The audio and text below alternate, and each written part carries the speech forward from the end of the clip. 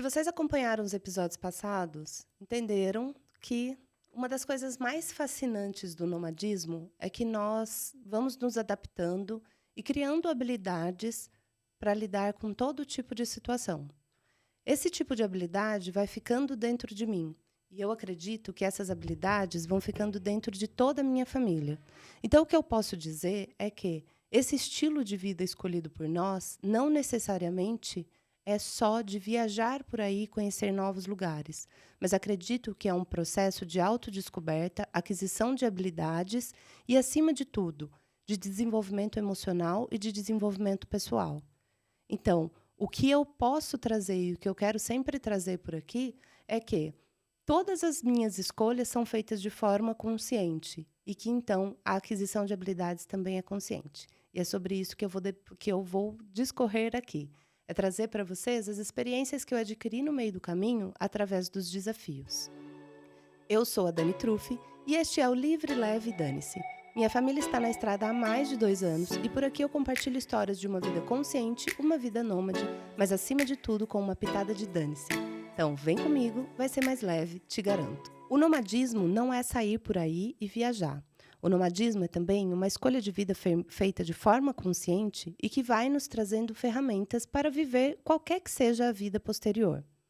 Para mim, eu vou entendendo que existiam habilidades dentro de mim que eu ainda não tinha me dado conta do quanto elas são importantes e o quanto elas precisavam ser desenvolvidas. Isso tudo vai nos trazendo coragem, vai nos trazendo habilidades de lidar com o medo e o desconhecido. Obviamente que nem tudo vai se tornando mais fácil. No entanto, no dia a dia, no decorrer dos processos da rotina, eu vou percebendo o quanto eu tenho mais agilidade e mais desenvolvimento para lidar com as situações de risco ou então com a situação de desconhecido mesmo. Às vezes coisas simples, tipo chegar numa cidade e se dar conta de que você já está com o carro naquela cidade grande, sozinha, tendo que descobrir aonde é, por exemplo, uma academia. Vou dar um exemplo simples, mas que você percebe que você só fez aquilo porque você já fez um monte de outras coisas lá atrás. Nós, mulheres, principalmente, e mães, não somos habituadas e não somos ensinadas a sermos independentes. Perigoso mulher por aí, perigoso mulher sozinha na estrada. Mas a gente vai percebendo que nós somos capazes e vamos nos empoderando e adquirindo essas ferramentas. Então, eu acho que, para muitas pessoas, pode parecer óbvio. Para outras pessoas, pode parecer inimaginável. Mas para algumas pessoas, vocês vão entender que as reflexões que eu vou trazer aqui, que eu estou trazendo aqui, é muito mais para, tipo, sair realmente da zona de conforto, tá? Então, um exemplo que eu acabei de trazer aí no início, foi em relação a esse lance de pegar o carro e sair por aí e ver. Então, semana passada nós estivemos no Rio de Janeiro. E o Rio de Janeiro tem essa realidade de ser ali uma capital que é uma capital perigosa, sei lá, que acontecem várias situações de criminalidade, né? E que não dá para andar no Rio sozinha, não dá para andar no Rio com o Waze. Isso, gente, eu estou falando assim, que é bem importante pontuar. Quando a pessoa vive ali, né, naquele lugar, não estou falando agora do Rio especificamente, mas, por exemplo, quando eu vivo em São Paulo, para mim é muito fácil andar em São Paulo. Agora, quem sai do interior, ou quem vem lá do Ceará, por exemplo, ou quem vem lá do interior da Bahia para andar em São Paulo, vai entender aquilo como uma situação de risco, porque é desconhecido, porque é uma cidade grande, porque é uma cidade que tem um certo índice de criminalidade, porque existem muitas fantasias noticiadas, tem um sensacionalismo, enfim, seja lá qual for o motivo, existem vários motivos que deixam as pessoas inseguras. Então, você vai pegar uma mulher que vem lá de outro estado, vai falar para ela, viu, dirige sozinha em São Paulo, pode ser que uma grande parcela das mulheres não tenha a habilidade de fazer isso. Eu, no entanto, né, e quem mora aqui, faz isso diariamente no seu cotidiano. Então, eu percebi que o fato de, por exemplo, eu ter ido lá para o Rio de Janeiro, eu queria ir numa academia, aí eu cheguei lá, tive que dar o rolê, procurar academia, não conheço nada no Rio, e as pessoas botam aquele medo.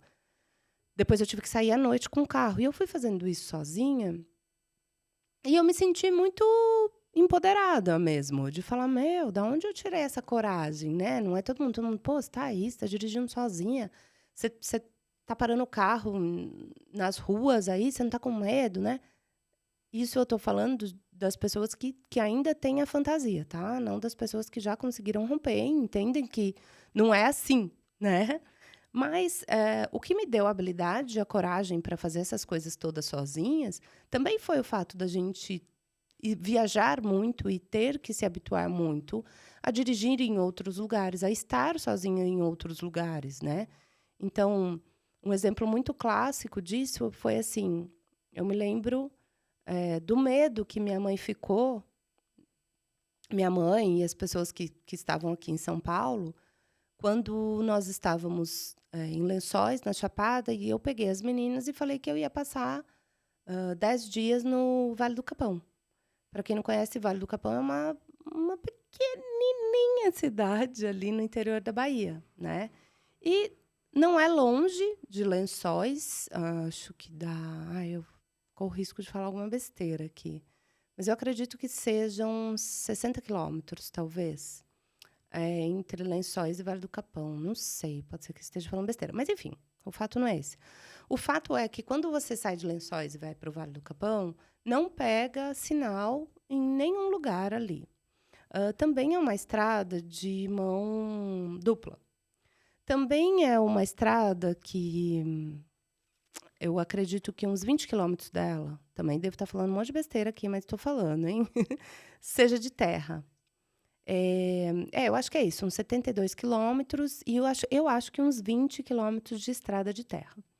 E essa estrada de terra é a rutezona, então, se quebrar o carro ali, também você depende da sorte. Não pega sinal de telefone nesses 72 quilômetros, se pegar em 10 é muito. Acho que não pega em 10, acho que pega só quando você passa ali numa outra cidadezinha, Mucugê, talvez que chame ali, antes de chegar no Capão. Caeté-Açu. Então, enfim, o fato não é esse. O fato é que eu peguei as meninas e fui com 2 crianças, uma mulher ali. E daí você fala: "Nossa, mas tem um monte de mulher que faz isso". Tem um monte de mulher, mas eu acho que não é a maioria, entendeu? E, principalmente, tem muita mulher que vive lá e que faz isso toda hora. E que é isso que eu tô falando, não existe um risco eminente. Não, nossa, todas as mulheres que passam por ali acontece isso e aquilo. Não, não é isso. Mas é o fato de você criar a coragem e de romper as suas próprias barreiras e de superar os seus próprios desafios.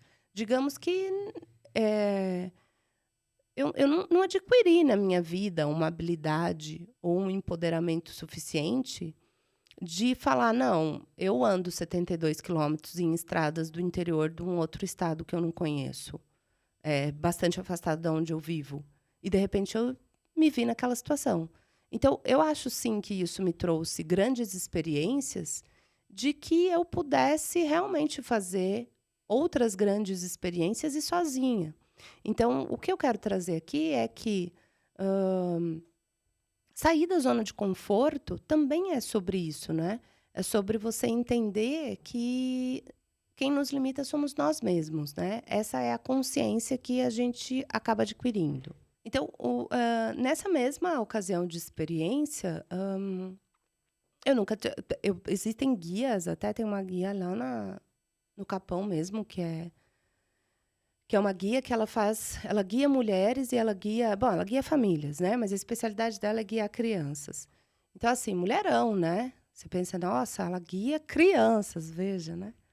Então, nessa ocasião para ela é comum, mas você pega uma mulher que é de São Paulo, a maioria não faz trilha e muito menos sozinha. Nessa ocasião mesmo, eu e as meninas, nós fizemos várias trilhas sozinhas. Então, lá no Capão, a gente já tinha a manha ali do Wikiloc, que eu falei no episódio anterior, quem não ouviu, ouve lá.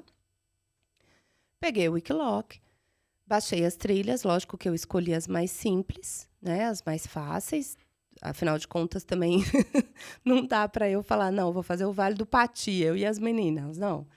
Fizemos as mais fáceis, mas fizemos, né, trilha de no máximo 1h30, nadamos em cachoeiras, então assim, uma experiência irada. Nós estávamos lá, pegamos eu e elas, fomos para uma trilha, Chegamos lá, nadamos numa cachoeira, não tinha ninguém em volta, então a gente verificou, pode nadar, ali é legal para criança. Fizemos aquela trilha e nadamos nas cachoeiras lá. Então, assim, todos os dias a gente fazia uma trilha e conhecia uma nova cachoeira. E isso tudo nós fizemos as 3 sozinhas. Então, uma mulher e 2 crianças.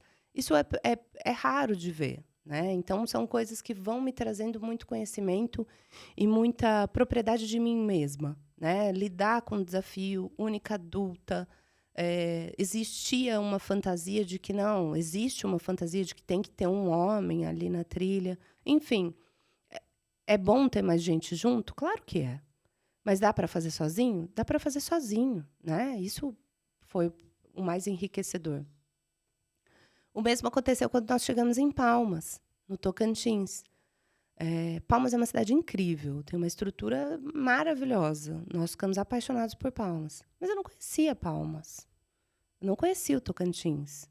Nós chegamos no Tocantins e o Daniel teve que sair no dia seguinte, vir para São Paulo para uma emergência aqui. E eu fiquei com as meninas lá, sem saber onde eu estava. Logo, eu entendi onde eu estava e entendi que era um lugar super seguro, super mesmo.